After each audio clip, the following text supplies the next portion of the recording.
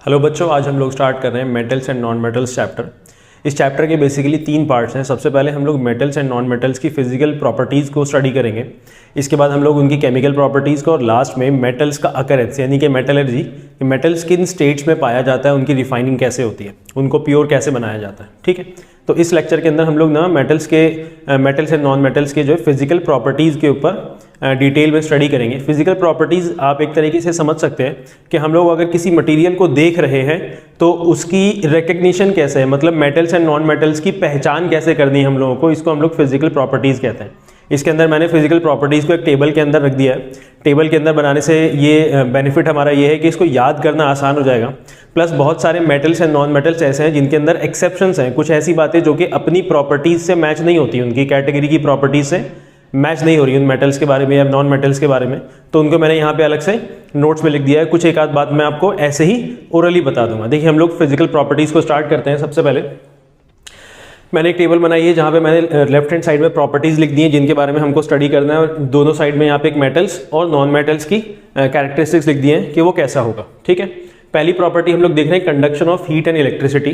Conduction का मतलब ये है कि अपने थ्रू हीट या और इलेक्ट्रिसिटी को, जो मेटल्स होते हैं, जो मटीरियल है, अपने थ्रू हीट और इलेक्ट्रिसिटी को कंडक्ट करा पा रहे हैं या नहीं करा पा रहे हैं, यानी कि अपने थ्रू हीट और इलेक्ट्रिसिटी को पास कर पा रहे हैं या नहीं कर पा रहे हैं। आपने देखा होगा घर के अंदर जो इलेक्ट्रिकल वायर्स होते हैं उनके अंदर जो है ना मेटल के जो कुछ मटेरियल्स होते हैं जो कि मेटल्स के बने हुए होते हैं, यानी कि वो ऐसा मटेरियल है मेटल जो कि अपने थ्रू इलेक्ट्रिसिटी को पास करा देगा, तो वो कंडक्टर हो जाएगा।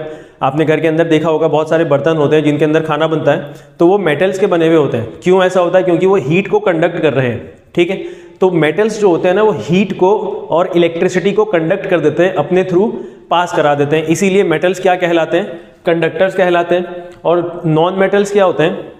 जो कि अपने थ्रू हीट और इलेक्ट्रिसिटी को पास नहीं कराएंगे, जैसे कि प्लास्टिक हो गया, वुड हो गया, ये चीज़ें जो होती हैं नॉन मेटल्स कहलाती हैं। इनको इंसुलेटर्स भी कहते हैं, है ना, पुअर कंडक्टर्स भी कहते हैं या फिर इंसुलेटर्स भी कहते हैं। आपने देखा होगा जो इलेक्ट्रिकल वायर्स हैं जो घर के अंदर इलेक्ट्रिकल ट्रांसमिशन के लिए यूज़ होता है, किसी भी अप्लायंस में यूज़ होता है, तो उसके ऊपर एक प्लास्टिक की कवरिंग चढ़ी हुई होती है। अलग अलग उसके कलर्स होते हैं, कभी ब्लू हो सकता है, ग्रीन हो सकता है, रेड हो सकता है, ब्लैक भी होता है। ठीक है, तो वो क्या होता है? वो पीवीसी कोटिंग होती है, यानी कि वो इंसुलेटर की तरह काम कर रहा है।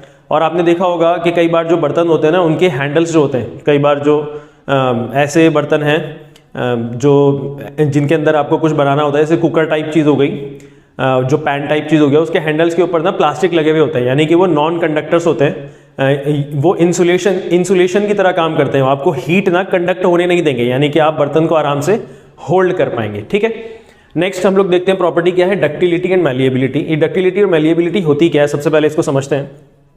देखो, डक्टिलिटी ना हर एक मटेरियल की प्रॉपर्टी है, जिसके हर एक मटेरियल की एबिलिटी होती है, उस मटेरियल की एबिलिटी है जिसकी वजह से अगर आप उसको स्ट्रेच कर दें, अगर आप उसको खींच रहे हैं तो वो वायर में कन्वर्ट हो जाए। तो डक्टिलिटी क्या है? The ability of material to be drawn into wires upon stretching, to be drawn into wires upon stretching. और मैलिएबिलिटी क्या है? The ability of a material to be drawn into thin sheets, पतली पतली चादर में बदल जाए, कोई भी मेटल हो और वो थिन शीट्स बदलेगा कैसे? जब आप इसको हैमर करेंगे। तो मैलिएबिलिटी क्या होता है? The ability of a material to be drawn into thin sheets upon hammering. ठीक है, दोनों एक एक नंबर में डेफिनेशंस भी आ सकती है, वैसे आपको छोटी क्लासेस में हमने पढ़ा हुआ है तो आपको पता होना चाहिए। मैंने फिर भी यहाँ पे एक बार ना मैं डक्टिलिटी के लिए यहाँ पे वायर लिख देता हूँ ताकि आपको याद रहे, और मैलिएबिलिटी के यहाँ पे शीट लिख देता हूँ ताकि वन वर्ड में ही समझ में आ जाए कि डक्टिलिटी का मतलब है कि वो वायर में बदल जाना और मैलिएबिलिटी का मतलब है शीट में कन्वर्ट हो जाना। तो देखो, मेटल्स जो होते हैं ना वो डक्टाइल भी होते हैं और मैलिएबल भी होते हैं। आप उसको खींचेंगे तो वो जो है वायर में भी कन्वर्ट हो जाएगा, और अगर आप उसको हैमर करेंगे तो शीट में भी बदल जाएगा। लेकिन जो नॉन मेटल्स होते हैं बिल्कुल इसके ऑपोजिट, अगर आप उसको खींचेंगे तो वो टूट जाएगा, उसको हैमर करेंगे तो वो टूट जाएगा, इसलिए यहाँ पे लिखा हुआ है ब्रिटल, टूट जाने वाला। नेक्स्ट प्रॉपर्टी हम लोग देख रहे हैं अपीयरेंस। जो मेटल्स और नॉन मेटल्स है ना, इनकी अपीयरेंस कैसी होती है आमतौर पे? जो मेटल्स है ना, अपने आसपास में ये चीज़ जो है देखा होगा कि जितने भी मेटल्स होते हैं ना उन सब का जो अपीयरेंस होता है वो बहुत ज़्यादा शाइनी होता है, और जो नॉन मेटल्स होते हैं वो आमतौर पे कैसे होते हैं? आमतौर पे क्या, मोस्टली ज़्यादातर जो है डल होते हैं, उनका अपीयरेंस जो है शाइनी नहीं होता है। तो मेटल्स का अपीयरेंस कैसा है? लस्ट्रस है, यानी कि वो शाइन करते हैं। ठीक है, और जो नॉन मेटल्स होते हैं वो डल होते हैं, जिसको हम लोग नॉन लस्ट्रस भी कहते हैं। नेक्स्ट हम लोग प्रॉपर्टी देख रहे हैं रिंगिंग साउंड। कई बार आपने देखा होगा बहुत सारे जैसे स्कूल के अंदर बेल्स होती हैं तो वो मेटल की बनी हुई होती है, अगर आप इसको किसी भी चीज़ से हिट करेंगे हार्ड ऑब्जेक्ट से तो आपको एक रिंगिंग साउंड सुनाई देता है। तो जो मेटल्स होते हैं ना वो रिंगिंग साउंड प्रोड्यूस करते हैं और non metals ringing sound produce नहीं करते, फ्लैट साउंड प्रोड्यूस करते हैं। तो रिंगिंग साउंड कौन प्रोड्यूस कर रहा है? मेटल कर रहा है। उसको हम लोग कहते हैं क्या है? सोनोरस। जो रिंगिंग साउंड प्रोड्यूस करता है उस प्रॉपर्टी को कहते हैं हम लोग सोनोरिटी, और मेटल्स क्या होते हैं? सोनोरस होते हैं। उसी के बिल्कुल ऑपोजिट में नॉन मेटल्स कैसे होते हैं? नॉन सोनोरस होते हैं, रिंगिंग साउंड प्रोड्यूस नहीं करेंगे और ये जो है एक फ्लैट साउंड प्रोड्यूस करते हैं। ठीक है, थर्ड प्रोड्यूस करते हैं। नेक्स्ट देखो डेंसिटी।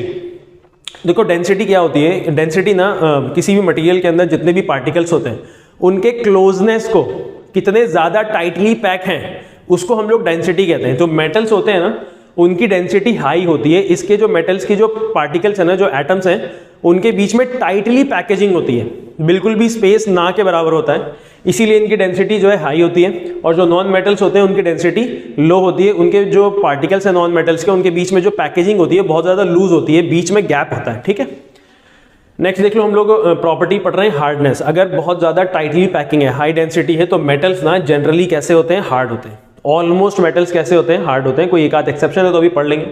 लेकिन नॉन मेटल्स कैसे होते हैं? हार्ड नहीं होते हैं। कैसे होते हैं? ज़्यादातर ब्रिटल होते हैं। ठीक है, यानी टूट जाने वाले होते हैं, आराम से टूट जाएगा। नेक्स्ट कैसा है प्रॉपर्टी? हम लोग पढ़ रहे हैं फिजिकल स्टेट। देखो फिजिकल स्टेट्स हमने छोटी क्लासेस के अंदर पढ़ा हुआ है, सॉलिड, लिक्विड, गैस।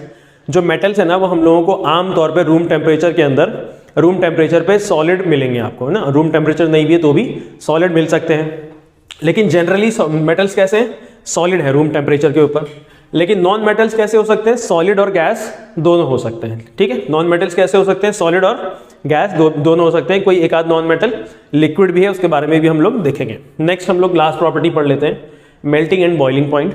मेटल्स की melting and boiling point high होती है, यानी कि जिस टेम्परेचर पे ये मेल्ट होगा और जिस टेम्परेचर पे बॉईल करना स्टार्ट करेगा वो बहुत ज़्यादा हाई है। और नॉन मेटल्स की मेल्टिंग एंड बॉइलिंग पॉइंट बहुत लो है। ठीक है, उम्मीद करता हूँ आपको मेरी टेबल से जो है कॉन्सेप्ट क्लियर हो गया होगा फिजिकल प्रॉपर्टीज़ का। अब देखो जो हमने फिजिकल प्रॉपर्टीज़ पढ़ी है ना, इसके अंदर बहुत सारे एक्सेप्शंस हैं। ठीक है, उनको मैंने नोट्स में यहाँ पे लिखवा दिया है। सबसे पहला पॉइंट हम लोग पढ़ेंगे, जो ग्रेफाइट है ना वो एक नॉन मेटल है। ग्रेफाइट क्या है? एक नॉन मेटल है, लेकिन फिर भी वो इलेक्ट्रिसिटी को कंडक्ट करता है। ठीक है, याद रखेंगे आप लोग। नॉन मेटल्स कैसे हैं? पुअर कंडक्टर्स होते हैं, यानी कि इंसुलेटर्स होते हैं, इलेक्ट्रिसिटी और हीट को कंडक्ट नहीं करेंगे। लेकिन ग्रेफाइट क्या है? एक ऐसा नॉन मेटल है जो कि इलेक्ट्रिसिटी को कंडक्ट कर लेता है। पेंसिल की जो लिड होती है बीच में जिससे लिखा जाता है वो भी उसके अंदर भी जो है ग्रेफाइट का प्रेजेंस है वहाँ पे। ठीक है, नेक्स्ट हम लोग देख रहे हैं कि जो गोल्ड एंड सिल्वर है ना are the most malleable metals. देखो गोल्ड और सिल्वर को सबसे ज़्यादा मेलिएबल बताया जाता है। कि मेलिएबल का मतलब ये हमने बताया कि अगर आप उसको हैमर करेंगे तो वो थिन शीट में कन्वर्ट हो जाएगा। ठीक, तो गोल्ड और सिल्वर कैसे हैं? Are the most malleable metals. अब नेक्स्ट हम लोग देख रहे हैं कि जो गोल्ड है ना वो मोस्ट डक्टाइल मेटल है। देखो कई बार ना बुक्स के अंदर डिफरेंस आ सकता है। एनसीईआरटी के अंदर लिखा हुआ है कि जो गोल्ड है ना वो बहुत ज़्यादा डक्टाइल है, मोस्ट डक्टाइल मेटल है, यानी कि उसको अगर आप स्ट्रेच करेंगे तो वो थिन वायर में कन्वर्ट हो जाएगा। एनसीईआरटी के अंदर एक बात लिखी हुई है जो कि मेरे एक्सपीरियंस के थ्रू नहीं है, हो सकता है मैंने एक्सपीरियंस नहीं किया है, कि अगर गोल्ड का आपने 1 ग्राम ले लिया तो उसको 2 किलोमीटर लंबी वायर में कन्वर्ट किया जा सकता है। अगर उन्होंने लिखा है तो वो सही बात है। ठीक है, इसलिए इसी के हिसाब से गोल्ड मोस्ट डक्टाइल मेटल हो गया। इसके बाद देखो diamond and iodine are the non metals. देखो नॉन मेटल की प्रॉपर्टी है कि वो जो है ना डल अपीयरेंस देते हैं, नॉन लस्ट्रस देते हैं ना, शाइन प्रोड्यूस नहीं करेंगे। लेकिन डायमंड और आयोडीन दोनों ऐसे नॉन मेटल्स हैं जिनका अपीयरेंस कैसा है? शाइनी अपीयरेंस है। इनफैक्ट डायमंड तो शाइनीएस्ट सब्सटेंस आप उसको बोल सकते हैं, इतना ज़्यादा वो शाइन करता है, इतना ज़्यादा लाइट को रिफ्लेक्ट कर देता है। ठीक, नेक्स्ट हम लोग देख रहे हैं जो मरकरी है ना वो लिक्विड होता है रूम टेम्परेचर पर। देखो मरकरी जो है एक मेटल है। मरकरी क्या है? एक मेटल है। और मेटल कैसे होते हैं? जनरली रूम टेम्परेचर पे मेटल होते हैं हार्ड, यानी कि मेटल कैसे होते हैं? सॉलिड होते हैं। ठीक है, लेकिन मरकरी जो है एक मेटल होने के बावजूद रूम टेम्परेचर पे कैसा है? लिक्विड। आप सब में से बहुत लोगों ने उसको देखा भी होगा। नेक्स्ट हम लोग देख रहे हैं bromine is non metal which exist in liquid state. देखो नॉन मेटल्स जो होते हैं ना वो आमतौर पर कैसे मिलेंगे आपको? सॉलिड और गैसियस स्टेट के अंदर मिलेंगे, सॉलिड और गैसियस स्टेट में मिलेंगे। लेकिन ब्रोमीन एक ऐसा नॉन मेटल है जो कि लिक्विड स्टेट में पाया जाता है। ठीक है, नेक्स्ट हम लोग देख रहे हैं जिसको alkali metals. Alkali metals lithium, sodium, potassium. Lithium, sodium, potassium ऐसे अल्कली मेटल्स हैं जो कि बहुत ज़्यादा सॉफ्ट होते हैं। इतने ज़्यादा सॉफ्ट होते हैं कि आप उसको नाइफ से कट कर सकते हैं बटर में। जिस तरीके से बटर को नाइफ से कट किया जाएगा, पनीर को काटा जाता है, वैसे ही आप इन मेटल्स को भी नाइफ से कट कर सकते हैं, बिकॉज इनके अंदर प्रॉपर्टी होती है सॉफ्टनेस की। देखो मेटल्स कैसे होते हैं, जनरली हार्ड होते हैं, लेकिन कुछ ऐसे मेटल्स हैं जो कि सॉफ्ट होते हैं। नेक्स्ट, डायमंड जो कि एक नॉन मेटल है, is the hardest known substance. देखो नॉन मेटल की प्रॉपर्टी है कि वो हार्ड नहीं होता है। कैसे होते हैं, ब्रिटल होते हैं, टूट जाने वाले होते हैं।